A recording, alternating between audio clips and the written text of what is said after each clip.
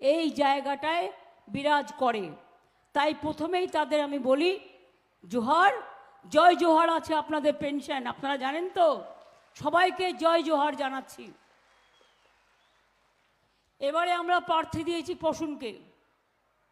প্রসূন আপনাদের সামনে বলেছেন, কিন্তু আপনাদের আমি একটু বলি, একজন আইপিএস দেখলেন রেজিগনেশন অ্যাকসেপ্ট হলেও জয়েন করতে পারলো না, ত্রুটি ছিল বলে।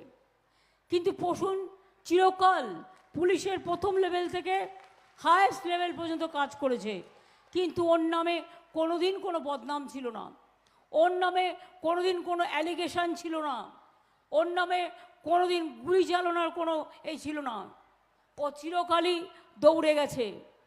একটি কথা তো আমার মনে আছে, মালদায় দাঙ্গা লেগেছিল কোনো একটা জায়গায়, কৃষ্ণেন্দু গল্পটা আমায় করছিল যে দিদি 1 ঘন্টার মধ্যে